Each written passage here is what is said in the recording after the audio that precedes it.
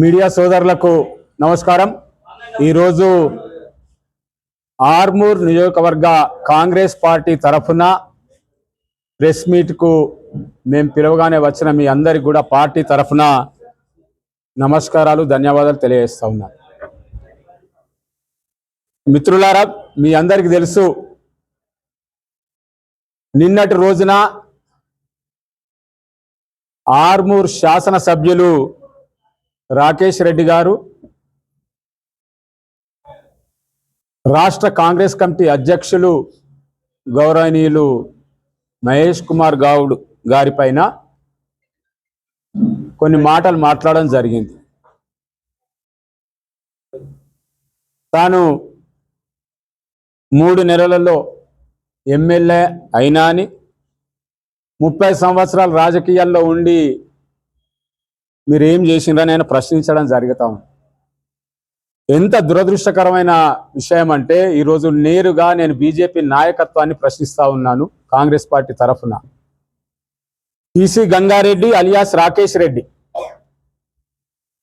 ఆయన చరిత్ర ఏంది? నిప్పుకు చెదబడుతుందా? రాకేష్ రెడ్డి చరిత్ర కూడా చెదబట్టదు। మరి బీజేపీ నాయకత్వం టీసీ గంగారెడ్డి అలియాస్ రాకేష్ రెడ్డి అనే వ్యక్తికి వాళ్ళ పార్టీ బీఫామ్ ఎందుకు ఇచ్చిండ్రని ఈరోజు నేను నేరుగా బీజేపీ నాయకత్వాన్ని ప్రశ్నిస్తా ఉన్నాను। ఈరోజు ఇక్కడ ఉన్న మా మిత్రులు చాలా మంది ఉన్నారు, ప్రతి ఒక్కళ్ళకు కూడా ఒక ఉద్యమ చరిత్ర ఉంది। రైతాంగ ఉద్యమాలు చేసినాం, రైతు గిట్టుబాటు ధర కోసం, విద్యార్థి ఉద్యమాలు చేసిండ్రు, విద్యార్థుల హక్కుల కోసం పోరాటం చేసిండ్రు, నిరుద్యోగ యువకులకు ఉద్యోగాల కోసం పోరాటం చేసిండ్రు। మరి నేను రాకేష్ రెడ్డి గారి చరిత్ర ఏమిటి, బీజేపీ నాయకత్వం ఎందుకు ఆయనకు బీఫామ్ ఇచ్చిందని నేరుగా బీజేపీ రాష్ట్ర ఆనాటి అధ్యక్షుడు కిషన్ రెడ్డి గారు, అప్పటి బీజేపీ పార్లమెంటు సభ్యుడు, ఇప్పుడున్న పార్లమెంటు సభ్యుడు ధర్మపురి అరవింద్ గారిని నేరుగా కాంగ్రెస్ పార్టీ ప్రశ్నిస్తూ ఉన్నది। మెడలో కాషాయ కండు వేసి రక్తం తిలకం దిద్దినట్టు పెద్ద బొట్టు పెట్టి దాంట్లో కొన్ని బియ్యపిత్తులు ఒత్తి రాకేష్ రెడ్డిని అలియాస్ పీసీ గంగారెడ్డి గారిని పునీతుని చేసిండ్రు బీజేపీ నాయకత్వం। రాకేష్ రెడ్డి చరిత్ర ఏంది? తెలంగాణ ఉద్యమంలో ఏ రోజైనా పాల్గొన్న సంఘటన ఉన్నదా? నిజామాబాద్ జిల్లాలో ప్రత్యేకించి ఆర్మూర్ బాల్కొండ రైతాంగం తమ హక్కుల కోసం, కనీస మద్దతు ధర కోసం అనేక సార్లు పోరాటాలు చేసిండ్రు। ఏ రోజైనా రైతాంగానికి, రైతాంగ ఉద్యమాలకు మద్దతు పలికిన చరిత్ర ఉన్నదా? ఏ రోజైనా ఆర్మూర్ ప్రాంతంలో ఉన్న నిరుద్యోగులు కానీ, విద్యార్థులు కానీ, మహిళలు కానీ వాళ్ళ హక్కుల కోసం పోరాటం చేసినప్పుడు వాళ్ళకు అండగా నిలబడ్డ చరిత్ర ఉన్నదా రాకేష్ రెడ్డికి? మరి ఎందుకు బీజేపీ నాయకత్వం రాకేష్ రెడ్డికి శాసనసభ బీఫామ్ ఇచ్చిండ్రని నేను బీజేపీ నాయకత్వాన్ని ప్రశ్నిస్తా ఉన్నాను। ఈరోజు నేరుగా కాంగ్రెస్ పార్టీ పక్షాన రాకేష్ రెడ్డి గారిని నేను ప్రశ్నిస్తా ఉన్నాను। మహేష్ కుమార్ గౌడ్ గారి చరిత్ర ఎక్కడ? నీ చరిత్ర ఎక్కడ?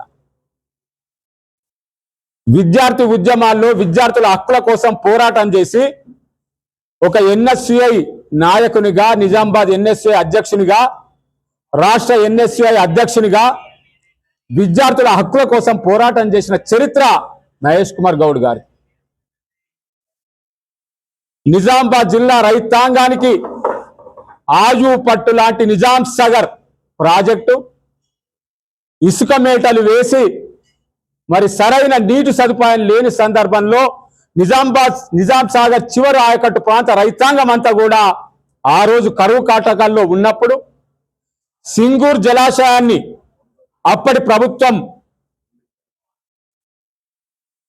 నిజాం సాగర్ పైన కట్టి మనకచ్చే వరదను మరి కేవలం అది సింగూర్ జలాశయం హైదరాబాద్ నగరానికి తాగునీటి కోసం కట్టామని చెప్పి ఆ రోజు కట్టినప్పుడు సింగూరు జలాలు నిజాం సాగర్ నిజామాబాద్ రైతుల హక్కు అని ఆ రోజు ఆమరణ నిరాహార దీక్ష చేసి 5 రోజుల పాటు కలెక్టరేట్ ఎదుట ఆమరణ నిరాహార దీక్ష చేసి పోలీస్ లాఠీ దెబ్బలు తిని అరెస్ట్ అయి జైల్లోకి వెళ్ళిన, రైతాంగం కోసం జైల్లోకి వెళ్ళిన చరిత్ర మహేష్ కుమార్ గౌడ్ గారు.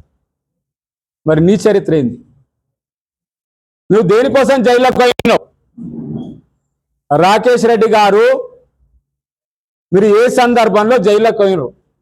ఒక్క ప్రాంత ప్రజానికానికి చెప్పాలి. ఈ సందర్భంలో నేను కోరుతా ఉన్నాను. కేవలం కుట్రపూరితంగా మోసపూరితమైన హామీలు ఇచ్చి బీజేపీ రాష్ట్ర నాయకత్వాన్ని డబ్బులతో లోబర్చుకొని శాసనసభ బీఫామ్ తెచ్చుకొని బీజేపీ పార్టీకి సంబంధించింది ఆర్మూర్ ప్రాంత ప్రజలందరినీ కూడా ఒక మోసపూరితమైన హామీలతో, ఈరోజు మా ప్రెస్ సోదరులకు కూడా తెలుసు, ఆర్మూర్ ప్రజానికానికి తెలుసు. ₹1 వైద్యం అన్నాడు. ఎక్కడికి పోయిందయ్యా నీ ₹1 వైద్యం? ఎక్కడుంది మీ ఆసుపత్రి? మీ ప్రజా దవాఖానా, ప్రజల ఆసుపత్రి ఎక్కడుంది?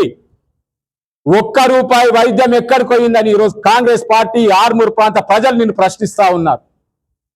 ఈ ప్రశ్నకు సమాధానం నీ దగ్గర ఉంటే మేము సిద్ధంగా ఉన్నాం. రేపు ఆర్మూర్ ప్రెస్ క్లబ్ లో మా ప్రెస్ సోదరుల సమక్షంలో చర్చలకు సిద్ధంగా ఉన్నాం. నీ హామీలు ఏమైనాయి?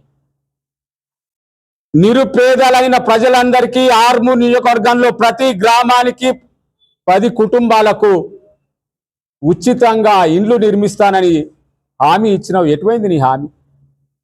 ఈ రోజు నువ్వు ఇచ్చిన హామీలను అడిగితే మీ ప్రభుత్వానికి చేత కాకుండా ఎప్పుడు నేను నిర్మిస్తా అంటున్నావు. ఈ రోజు ప్రతి గ్రామంలో కాంగ్రెస్ పార్టీ ఇందిరమ్మ గృహాల పేరిట పేదలందరికీ కూడా 5 లక్షల రూపాయలు నేరుగా వాళ్ళ అకౌంట్లలో జమ చేసి ఇందిరమ్మ ఇల్లు నిర్మిస్తా ఉన్నది. ఎటువైంది రాకేష్ రెడ్డి నీ హామీ?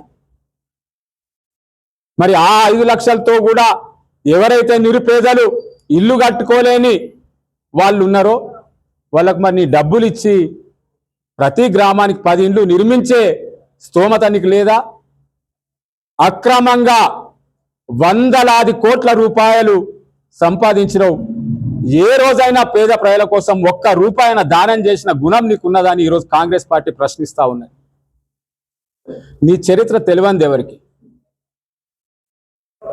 ఆ రోజున్న పరిస్థితులలో ప్రజలు నిన్ను గుడ్డిగా నమ్మి నీ కోట్లేసేసిన తప్పితే నువ్వేదో ఇక పుడుంగివి, నువ్వు వచ్చి ఆర్మూర్లో ఏదో అభివృద్ధి చేస్తావు, పొడుస్తావని నీ కోట్లు వేయలేరు. ప్రజల ఆశలన్నీ వమ్ము చేసినవి. ఈరోజు గడిచిన 2.5 సంవత్సరాలుగా రాష్ట్ర కాంగ్రెస్ పార్టీ నాయకత్వాన్ని ఒప్పించి మెప్పించి కాంగ్రెస్ పార్టీ నాయకులు తెచ్చిన అభివృద్ధి కార్యక్రమాలు తప్ప ఇప్పటి వరకు ఆర్మూర్ నియోజకవర్గంలో నేరుగా నీ ద్వారా జరిగిన లబ్ధి ఒక్కటి కూడా లేదని ఈరోజు కాంగ్రెస్ పార్టీ నీ పైన ఆరోపణ చేస్తా ఉంది. కనీసం నీ కోసం కష్టపడ్డ నీ కార్యకర్తల్ని, నీ పార్టీని కూడా కాపాడుకునే మంచి ఉద్దేశం లేని నాయకుడివి నువ్వు. నీకోసం అనేక మంది కార్యకర్తలు త్యాగం చేశారు. మీ పార్టీకి సంబంధించిన వాళ్ళు నిన్ను నమ్మిరు. నీ గత చరిత్ర తెలియక మాయాసుంటోళ్ళకి తెలుసు కానీ చాలా మందికి తెలియదు. నీ గత చరిత్ర తెలియక ఆర్మూర్ నియోజకవర్గం చెందిన చాలా మంది భారతీయ జనతా పార్టీ నాయకులు నీ మోసపూరితమైన మాటలకు బలైపోయారు. మా సోదరుడు కంచెట్టి గంగాధర్, నాకు చాలా బాధగా ఉంది. మా కాంగ్రెస్ పార్టీలో అనేక సంవత్సరాలు మాతో పాటు పనిచేసిన మా మిత్రుడు భారతీయ జనతా పార్టీలకు ఆయన కూడా పాపం ఏదో చేద్దామని అనుకున్నాడు. దురదృష్టకరం. ఒక బలహీన వర్గాలకు చెందిన మిత్రుడు రాజకీయంగా ఎదుగుతే రేపు ప్రొద్దున నాకేం థ్రెడ్ అవుతుందో అన్న భయంతో అణిగిపెట్టేసింది పాపం. ఇప్పుడు తెలుసుకున్నాడు. మరోపక్క మా ఆలూరు గంగారెడ్డి ఒక రైతు నాయకుడు, ఆయనకు చరిత్ర ఉన్నది. ఆయన వారసురాలు, ఆయన కూతురు విజయభారతి పాపం ఈయన మోసపూరితమైన మాటలకు నమ్మి ఆమె కూడా భారతీయ జనతా పార్టీలో అనేక రకాలుగా ఇబ్బందులు పడ్డారు. ఎక్కడ రేపు పొద్దున నాకు ప్రాబ్లం అవుతుందో ఒక పేరున్న నాయకుడి బిడ్డ అని అనగదొక్కిండు. ఎవరికి? నీ చరిత్ర తెలియంది ఎవరికి? ఈరోజు చాలా రోజులకు ఆర్మూర్ ప్రాంత ప్రజలు నిజాల్ని తెలుసుకుంటా ఉన్నారు. ఈరోజు మేము నేరుగా ప్రశ్నిస్తా ఉన్నాం, నీకు నిజంగా దమ్ము ధైర్యం చావా ఏదైనా ఉంటే నువ్వు అన్నావు కదా ఎమ్మెల్యే పదవికి రాజీనామా చేస్తాను, రా నువ్వు ఎమ్మెల్యే పదవికి రాజీనామా చేసిరా. ఒక సామాన్య కాంగ్రెస్ పార్టీ కార్యకర్తని నీ మీద పోటీకి నిలిపి ఎలాంటి మెజారిటీతో గెలిపిస్తామో నువ్వు చూడు. ప్రజలు ఎప్పుడు కూడా నిద్రపోతుండని అనుకోవద్దు రాకేష్ రెడ్డి అలియాస్ పిసి గంగారెడ్డి. నీ చరిత్ర పూర్తిగా తెలుసుకున్నారు. మరొక్కసారి ఈరోజు కాంగ్రెస్ పార్టీ తరఫున మేము హెచ్చరిస్తున్నాం పిసి గంగారెడ్డి గారిని అలియాస్ రాకేష్ రెడ్డి గారిని, మాట్లాడే ముందు నేలకంజర అదుపులో పెట్టుకొని మాట్లాడు. నువ్వేం పెద్ద పుడింగివి కాదు. మా ఓపికను కూడా నువ్వు బలహీనతగా తీసుకోవద్దని మేము ఈరోజు చెప్తా ఉన్నాం. ఎక్కడ మహేష్ కుమార్ గౌడ్ చరిత్ర, ఎక్కడ నీ చరిత్ర? ఆయనతో నీకు పోటైంది. నీ స్థాయిల్లో ఇక చాలా మంది ఉన్నారు, నీకంటే మంచి పెద్ద స్థాయిలు ఉన్నారు. ఇక్కడున్న ఏ ఒక్కరికి కూడా నీకంటే తక్కువ స్థాయి కాదు, నీకంటే పెద్ద స్థాయి. నువ్వు అక్రమంగా డబ్బులు సంపాదించి రాజకీయాల్లోకి వచ్చి ఎమ్మెల్యే అయినావు తప్పితే నీదేం త్యాగదనుల చరిత్ర కాదు, త్యాగదనుల కుటుంబం కాదు, త్యాగం చేసిన గుణం కూడా నీకు లేదు. కాబట్టి జర అదుపులో ఉండు. ఇప్పటికైనా కళ్ళు తెరువు. కనీసం ఇంకా 2 సంవత్సరాలు పైబడి నీకు సమయం ఉన్నది అభివృద్ధి చేయడానికి. ఏ మెడల కండువేయంగా నువ్వు పెద్ద పుడింగివి, ఏదో పెద్ద నువ్వే ఇందు బిడ్డవైనట్టు మాటలు మాట్లాడతావు. ఏం నీ చరిత్రలా ఇన్ని డబ్బులు సంపాదించిన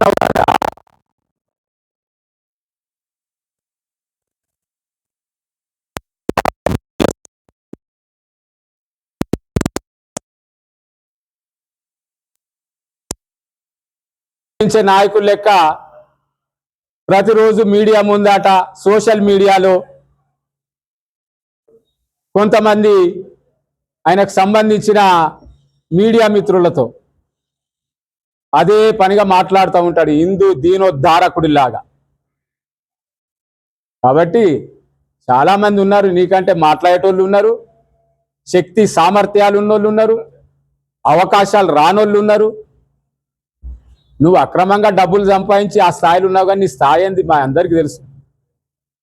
కాబట్టి ప్రజలు నీ మీద పెట్టుకున్న నమ్మకాన్ని వమ్ము చేయకుండా ఈ మిగిలిన సమయాన్ని అయినా కానీ ఆర్మూర్ నియోజకవర్గ పేద ప్రజల అభ్యున్నతి కోసం వినియోగిస్తామని కాంగ్రెస్ పార్టీ తరఫున మేము కోరుతాము.